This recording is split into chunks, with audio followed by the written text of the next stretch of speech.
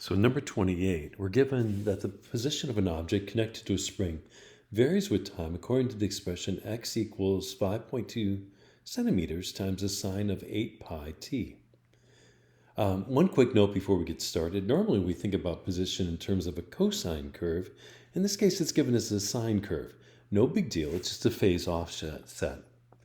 A, find the period of this motion, the frequency of the motion, C, the amplitude of the motion, and D, the first time after 0 seconds that the object reaches the position of 2.6. All right, so first of all, starting out with this equation, we know that equations of this form, position is equal to the amplitude, in this case times the sine instead of cosine, of 2 pi f times t, where f is the frequency and a is the amplitude and t is a variable for time. In this case, we know that inside of this expression, the 2 pi f is literally given by 8 pi. So solving it, we can very quickly figure out the frequency must be 4 hertz. But then we're interested in the period, which remember is the reciprocal of that. And so our period is 0.25 seconds. In other words, it completes one oscillation every 1/4 of a second. B, what's the frequency? Well, we already solved that. It's 4 hertz. C, what's the amplitude of the motion? Well, we know that, again, it has to follow this form with sine instead of cosine. And we're told that its amplitude is literally 5.2 centimeters. Or this is the component in front. This is that converted to meters. So what's the amplitude? It literally is that 0.052 meters.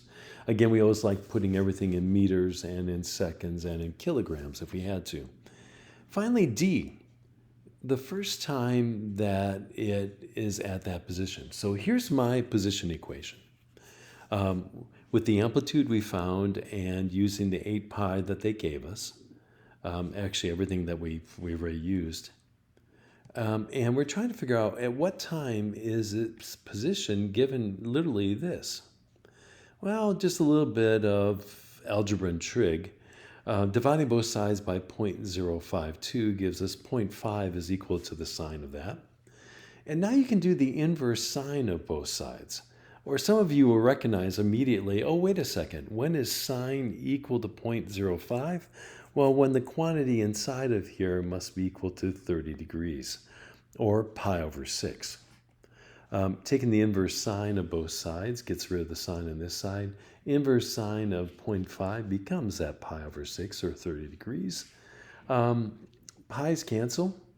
Dividing both sides by 8, you'll get that the time is 1 over 48 seconds. Or if you want to convert that to a decimal, 0.0208 seconds. And that's it.